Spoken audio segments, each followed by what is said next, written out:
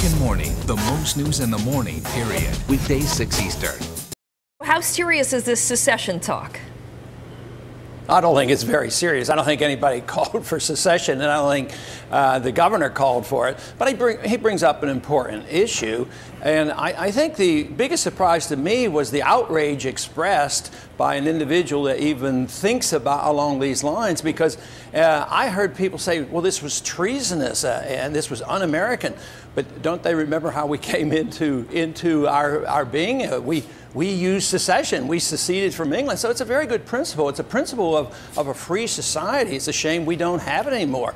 I argue that if you had the principle of secession, our federal government wouldn't be as intrusive into state affairs. And to me, that would be very good.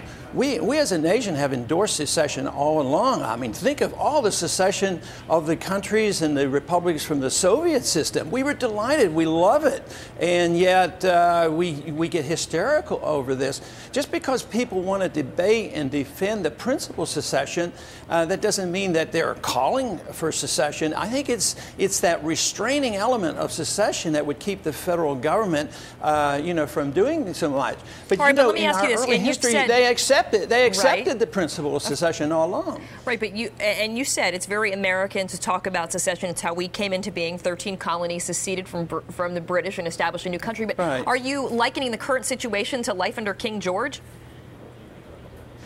I think a lot of people are thinking that way, and I think that is what is important. People are angry, and if we don't sense that, we don't know exactly what's going on there. People are angry. What I'm anticipating, though, is going to get a lot worse. When a dollar collapses and the federal government can't fulfill any of its promises, what if they send you dollars and they don't work? People are just they're not going to have a violent secession. They're just going to ignore the federal government because they will be inept. We'll be bringing our troops home and our empire will end.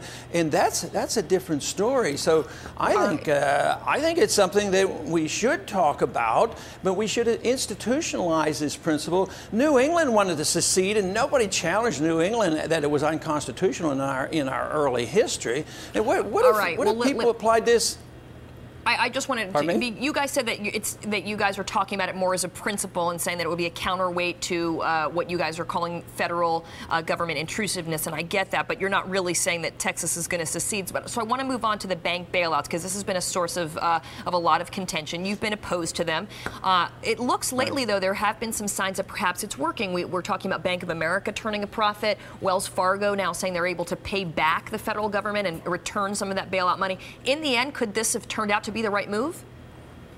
Well, if a gangster steals money and he's successful, you don't celebrate. Yeah, they might be. This is just going to make the people angrier.